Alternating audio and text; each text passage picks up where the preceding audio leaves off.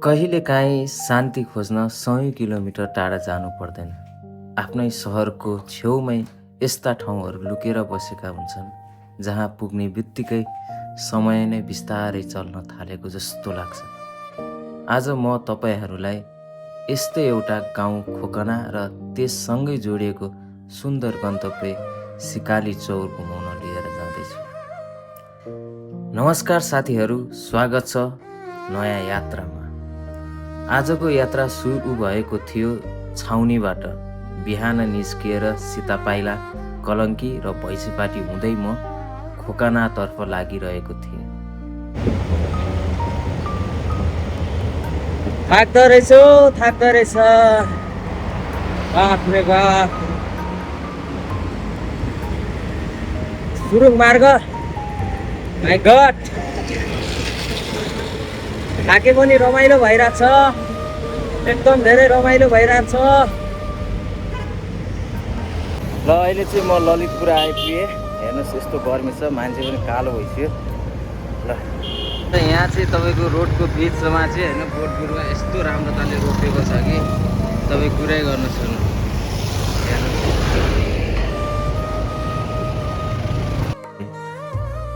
बाटोमै अर्को रमाइलो संयोग भयो। चन्द्रगिरीबाट साइकल यात्रा गर्दै आउनुभएको केही दाइहरूसँग भेट भयो। म केही समय उहाँहरूको पछि हिँडेँ। एक्लै सुरु गरेको यात्रा केही समयका लागि भए पनि साथीहरू भेटिएपछि झन् रमाइलो बन्यो। यात्रा भनेको गन्तव्य मात्र होइन, बाटोमा भेटिने यस्तै साना क्षणहरू पनि रहेछ। दाइहरू कहाँ पुग्नुहुन्छ तपाईँहरू? हिमाडल। म पनि खोकना हिँडेँ हो।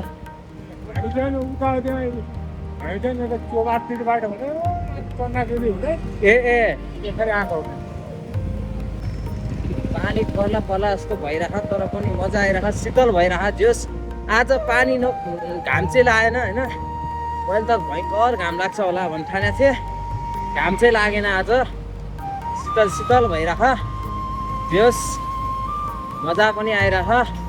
अब त्यहाँ उकालोमा चाहिँ जान नसक्ने होला किनकि म थाकिसकेँ। यस्तो ठाडै उकालो छ, अब यहाँ डोराउनै पर्ने अवस्था हुन्छ किनकि म थाकिसकेँ। अहिले चाहिँ म भैँसीपाटी चोकमा छु, पानी परेको छ है। तर यात्रा सुरु भएको धेरै भएको पनि थिएन। भैँसीपाटी पुग्ने बित्तिकै मौसमले आफ्नो खेल देखाइहाल्यो। एक्कासी मुसलधारे पानी पर्न थाल्यो। पानी यति धेरै थियो कि अगाडि बढ्ने कुनै सम्भावना नै थिएन। त्यसैले करिब 1 घन्टा त्यहीँ रोकिए। पानी रोकिएपछि फेरि यात्रा सुरु गरेँ। हिँडेको छु लगभग 2 घन्टा 1.5 घन्टा नै पानी परेर म चाहिँ त्यहाँ पुग्न पर्यो। अब हेरौँ कति बेला पुग्छ खोकना। केही समयपछि म खोकनाको बस पार्क पुगेर गाउँभित्र प्रवेश गरेँ। पहिलो नजरमै खोकनाले मन जित्यो। पुरानो नेवारी घरहरू, साँघुरो गल्ली, शान्त वातावरण र चारैतिर फैलिएको हरियाली। अहिले चाहिँ म खोकनामा छु। म चाहिँ सिकली चौर भन्ने ठाउँमा जाँदैछु र काठमाडौँबाट त्यति धेरै टाढा पनि होइन यो खोकना बस्ती। तपाईँहरू यहाँ आउँदाखेरि चाहिँ एकदमै धेरै रिफ्रेसमेन्ट आफूलाई फिल गर्नुहुन्छ। हप्ताभरिको कामको प्रेसर जब तपाईँ एक दिन चाहिँ यहाँ आएर आफ्नो समयलाई चाहिँ बिताउनुहुन्छ भने यो तपाईँको लागि एकदमै बेस्ट प्लेस रहेको छ। सहरको हल्लाबाट केही मिनेट मात्रै टाढा भए पनि यहाँको वातावरण भने बिल्कुलै फरक लाग्यो। खोकनाको सबैभन्दा प्रसिद्ध कुरा भनेको यहाँको तोरीको तेल रहेछ। यहाँ उत्पादन हुने शुद्ध तोरीको तेल किन्न मानिसहरू टाढाबाट आउने गर्छन् भन्ने कुरा थाहा पाए। त्यसपछि गाउँ घुम्दै गर्दा चारैतिर खेती नै खेती देखिन्थ्यो।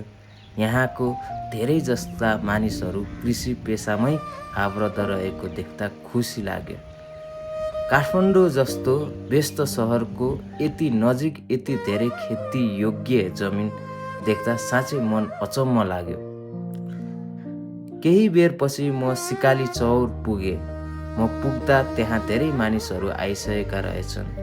आज शनिबार भएकाले होला निकै चहल पहल थियो। कोही परिवारसँग आएका थिए, कोही साथीहरूसँग पिकनिक मनाइरहेका थिए, कोही जोडी प्रकृतिको बीचमा रमाइरहेका थिए। तर यति धेरै मानिस हुँदाहुँदै पनि यो ठाउँको शान्ति हराएको थिएन।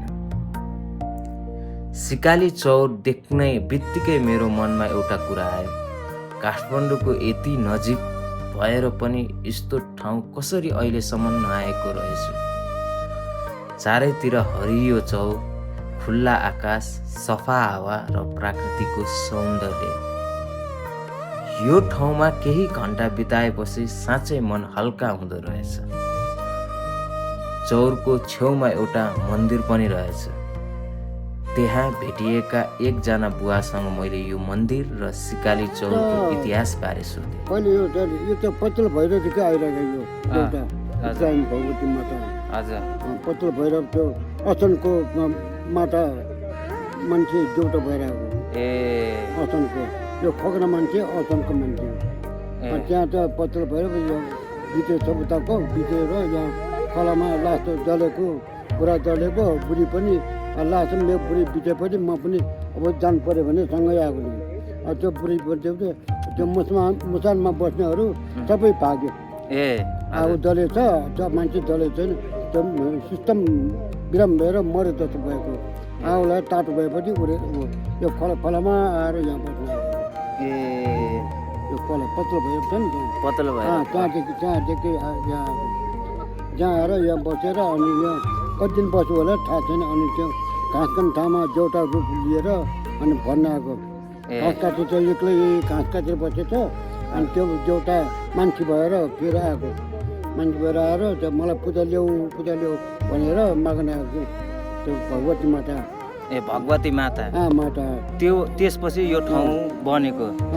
अनि त्यहाँबाट चाहिँ एकपल्ट होइन दुईपल्ट पनि 3-4पल्ट भनेपछि म यस्तो छ पूजालाई भात खाएछ भने चाहिँ घाँस काट मान्छेले होइन घाँस काटे भात खाइरहेछ हुन्छ भने नि थाहा छैन।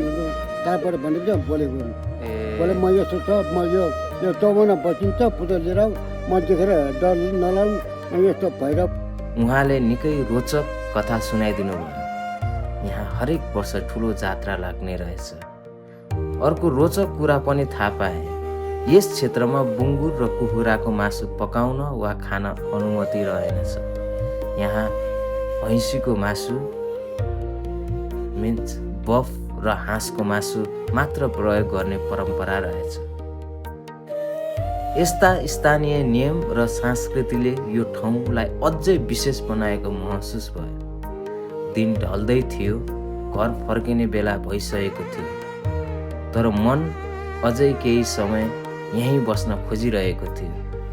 आजको यात्राले फेरि एउटा कुरा सम्झाइदियो, खुसी खोज्न धेरै पैसा वा धेरै टाढाको यात्रा चाहिँदैन। कहिलेकाहीँ आफ्नै सहरको छेउमा रहेको यस्ता ठाउँहरू पनि जीवनभर सम्झिने अनुभव दिन सक्छ। यदि तपाईँ पनि हप्ताभरि काम, पढाइ वा सहरको भिडभाडबाट थाक्नु भएको छ भने एक दिन समय निकालेर खोकना र सिकाली चौर अवश्य घुम्न आउनुहोस्।